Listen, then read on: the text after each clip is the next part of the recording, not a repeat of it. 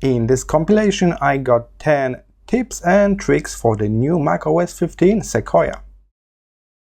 New macOS 15 is now available to everybody. It's a public release and not a beta version anymore. So to update your system, simply click Settings. You probably got this icon in your dock here at the bottom. System Settings. Then head to General Settings. And you can see the second option on this list is a software update. Click on it. The program will scan for update and show you that macOS Sequoia 15 is now available. You will need 6.6 GB of free storage on your Mac to upgrade. Alright, so now I simply click Upgrade Now. You need to agree to a license. Put the password for this Mac user, for the admin user, and the first step of the upgrade process is to download the upgrade. So you need to wait a moment and be sure you are connected to the internet, alright? Don't switch off your Wi-Fi or kind of move around so you will not lose the signal. After this step is finished, the update will start and at some point it will restart your computer. Be sure you got enough battery or you are plugged into a power source. And here we are, the computer rebooted itself several times, then it's turned on and asked me to put my password for my Apple ID, and now we are back in the system, and as you can see there's a new wallpaper that come in with that update. We can now click System Settings again and head for Software Update once more, and you should be able to see that there are no updates available as we are on the current version. We are on macOS Sequoia 15. So that's how easy it is to update your Mac to the newest version of the operating system. Hey, did you hear? A new version of calculator in macOS 15 can do unit conversions very quickly and easily. So after you turn on your calculator, head here to the bottom left and simply switch to convert mode. Now you can see two different values here. In my case, I got currencies, but we can change that easily. Open this menu and you can search for units you like. I can go with centimeters to feet. So I can type 10 centimeters and now I got value 0.32 feet. We can click here to swap this around. So now I can type in feet. So I can now delete that and I can have 45 feet. And it's converting to 1,371 centimeters. Alright, so that's how easy it is. Just click this button here to switch which one you want to be editable. It's highlighted with white color, other one is gray. And of course you can switch units. There are so many. Let's try something unusual, like volume. Okay, cubic centimeters to gallons. That's nice. Very quickly, instant results in the built-in calculator. So you don't need to search for this online or use any third-party apps nowadays. Simply open up your calculator, head here, and turn on convert mode. Is your MacBook charging only to around 80%? Let me show you how you can turn off charging limit in new macOS 15. Simply click on the battery at the top right. From here we can select battery settings. Alright. Now you see this battery health. There's a little eye icon next to it. Click on it and you'll be able to see option for optimize battery charging. By default it's turned on, so sometimes it will charge only to 80%. If you switch this off, you will force macOS to always charge to 100%. Let me show you how we can crop images directly in macOS Preview without any third-party software. So let's open up this image. Here it is. Now I will head to Edit, select all. It will give me selection all around the image. And I can modify this selection just by dragging the corners around. Take a look. So now I'm using this given selection to select only the area I want to keep. Like that. Only this area. Now head to Tools and you will see option to crop. Click on that. And here's your new version with the crop area that you selected. Alright, now you can save that as the new file or just save changes to that existing file, and that's it. You just cropped your image. Let me remind you how we can close apps in macOS 15. By default, you will head to this top left corner when you can see this red button, the little red circle. If you click on that, the apps is kind of closed, you may say. It's the case in Windows, but it's a bit different for Apple system. So as you can see here at the bottom, Affinity Designer 2 that I just used, it's still active. How can I tell? I see this little black dot below. So the app is still running and it's not closed. So to properly close it, you need to right click on this icon and this option to quit. And as you can see, the black dot has disappeared and now the app is completely closed. If I turn on the app again, it's kind of booting up from the start. We can also click the name of the app at the top left while the app is open up like that, and there should be option to quit here. And as you can see, the shortcut for that is Command Q. This way you can quit any app. In addition, you can always head to this little Apple logo at the top left, and then if you hit Force Quit, you will see all apps that are currently running on your system, and you can force quit them from here even though they kind of freeze or they crash. You cannot close them, but they're on this list. I can force quit them. And that's how you quit, how you close your apps correctly in macOS 15. Let me show you how we can change a folder color in macOS 15. As you can see, I already did once for folder number 1. Let's do similar process for the second folder.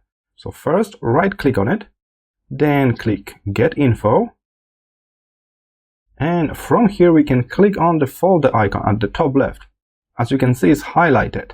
Let's copy it. I'm going to use a keyboard shortcut, Command C to copy. You can also head to Edit and then you can select copy from here. Alright, now I'm going to open a default preview for images in Mac. And with the preview highlighted, I can now start a new project from the clipboard, from what we already copied. So, new from clipboard. Here it is. I want to change the color of this folder, so I click Tools and then I will adjust color. You can use the tint and temperature sliders to very quickly change the color of it. So let's make it more like pinkish. A bit more saturation will do as well. Alright, now we simply need to select this new folder, Command C to copy, head back to folder info, be sure it's still highlighted, and then paste, Command V to paste, and here it is. Now our folder is pink. Alright, as you can see here, I got one green, one pink folder, so it's really easy to tell them apart. So that's how you can do it. Simply right click, get info, and then you can highlight, copy and paste the new version of this icon at the top left. How to install brand new font on macOS 15 Sequoia. First we need to download the font, so I'm going to use Google Fonts. I already found the font I like, so I just click on it and then there's this Get Font button where I can click Download. After that, the font will land in the Downloads folder of your computer. Here it is, IC.ttf, so we got true font format. I just double click so I can have a font preview in the little window just like that, and in the back I see all of my fonts that are already on my Mac. Alright, let's go back to the font preview. Alright, so this font got several versions and we can install them all in one go. Simply click this blue button at the bottom right corner, Install. And here it is, a number of fonts changed for me from 367 to 368, and now I will be able to use this font in all of my apps across my macOS. So whenever I use PowerPoint or Apple Pages, I will see this font on the list. So that's how easy it is. Simply download the font, double tap and click Install. That's all. Let me show you how you can turn on Bluetooth in new macOS 15. The easiest way is to head to the control center here at the top right, next to the clock, next to the calendar. Click on that little icon to see all of the controls. As you can see, my Bluetooth is off. I can very quickly just click on the icon and it's back on. Alternatively, we can go down to Settings. You should see System Settings in your dock at the bottom of the screen this time. Click on that. And in the top section, you got connections. So you got Wi-Fi and Bluetooth. So click on Bluetooth and you got this toggle to turn it off or on. From here, you can also see your Bluetooth devices and you can even add new devices. You can simply click connect if you see new devices nearby that you would like to connect.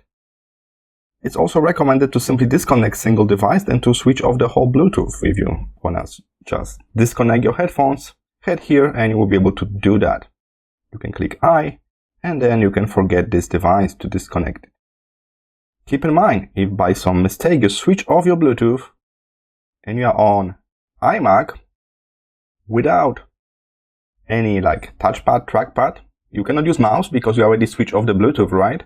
So how can we turn on back Bluetooth with just keyboard? In this case, you must press F4. This button with little like magnifying glass. F4, you get the spotlight. And now start typing Bluetooth and it will find an app called Bluetooth File Exchange. Now press enter or return on your keyboard and take a look. The Mac just discovered that Bluetooth is off, so we cannot use this app. Would you like to turn on the Bluetooth? Yes, so I click enter again. And this way we can turn on Bluetooth without using mouse. Really handy trick. macOS 15 added a native iPhone mirroring. After you update your system to version 15, you will see it straight away here in the dock. If you cannot see it in the dock, you can always head to Launchpad where you can see all of your apps. And it will be right there, iPhone mirroring. Keep in mind, you can mirror only iPhone on the recent software, so you need to update your phone to iOS 18 as well.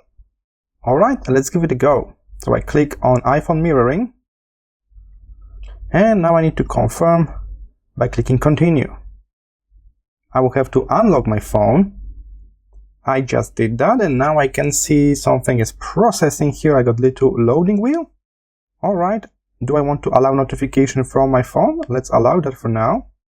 Seems like iPhone mirroring is ready to use. As I mentioned, the key is to update both, not only your MacBook, but also your phone as well. I use my phone right now and it's temporarily stopped the mirroring, so keep that in mind whenever you grab your phone to your hand and start doing stuff on it. It will kind of stop the mirroring for a moment. Alright, so now I'm locking my phone back. I click the lock button on the right and now I got access to my phone again. So that's also a problem. Some people don't understand that. They try to use the phone same time they try to mirror and it doesn't work this way. Alright, so here it is. I can see my phone in the separate window. I can turn on different apps. I can use it as I would normally use my phone with the mouse pointer here. We got access to settings and all of that stuff. We got additional options. If you hover your mouse outside the area, you can switch between apps like you would do with the gesture on your phone. Or you can even drag this to the right to kind of stick to that side of the screen. And then you can pull it out. You can stick it to the left as well. Alright, so that's how you can mirror your iPhone on your desktop on your Mac. Be sure your MacBook and your iPhone are both updated to the last version. So you need to have Mac on version 15 and phone on version 18. How can we change a wallpaper in new macOS 15? Right click on your desktop and there will be option to change wallpaper straight away. It will take you to settings when you can pick a new wallpaper. And that's it. Alternatively, you can go to settings at the bottom, search for wallpaper on the list here on the left. It should be next to Siri, and then we are in the very same spot as before when we can select a new wallpaper. You can also select the option to circle between several wallpapers that will automatically change for you. I hope this short tutorial was helpful. See you in the next one.